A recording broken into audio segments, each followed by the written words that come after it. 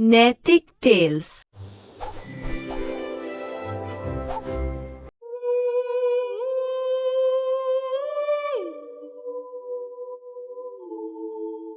एक बार राजा के सेनापति के पास था एक घोड़ा और एक गधा।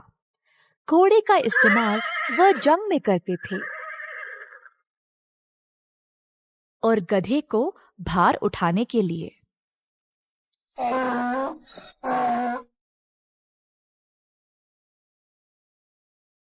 सेनापति घोड़े की अच्छी देखरेख करते थे, परंतु गधे को उतना ध्यान नहीं देते। अनाज और हरी घास घोड़े को खिलाते और गधे के लिए केवल सूखा भूसा। अगर घोड़े की सेहत बिगड़ जाती तो पड़ोसी राज्यों से चिकित्सकों को बुलाया करते थे, परंतु अगर गधे को कुछ भी होता तो उसकी ओर देखते भी नहीं। क्योंकि सेनापति घोड़े को इतना भाव देते थे, घोड़ा घमंडी बन गया और गधे को नीची नजर से देखने लगा।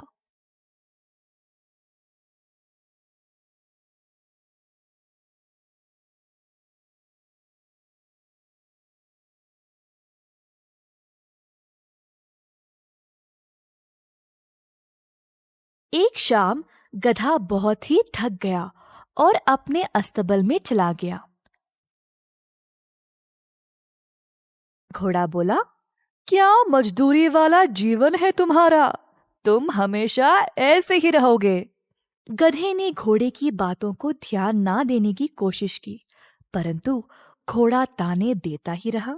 हम दोनों का जीवन अगर मैं तोलूं तो तुमसे ज्यादा अच्छा काम मैं ही करता हूँ।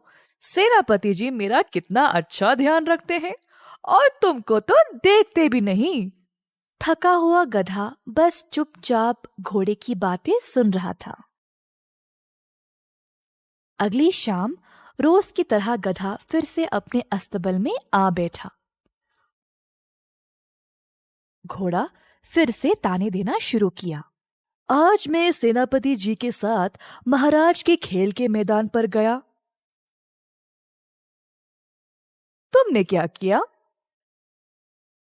मैं वन में गया और लकड़ी वापस ले आया।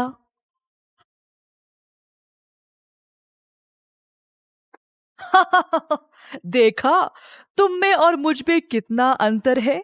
मैं तुमसे बहुत महान हूँ। गधे ने सोचा, कोई फायदा नहीं। दिन पे दिन ये घोड़ा मेरा अपमान किए जा रहा है। किसी दिन इसको सबक सिखाना ही पड़ेगा। गधा चुपचाप ही रहा। कुछ समय बाद पड़ोसी राज्यों के साथ सुलह हो गई थी और अब जंग की आवश्यकता नहीं थी।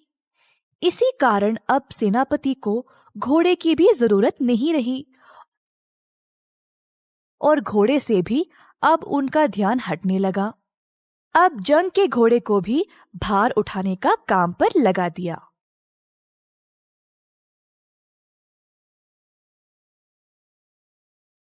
घोड़े को भार उठाने की आदत नहीं थी, तो वो धीरे चलता था और बार बार भोरियों को गिरा देता।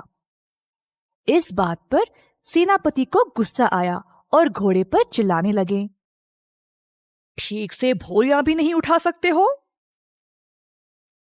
पूरा रास्ता सेनापति घोड़े को कोसता ही रहा। जब घोड़ा अस्तबल पहुंच गया, तब गधे ने कहा, देखा, मेरा काम करना तुम्हारे लिए कितना कठिन था।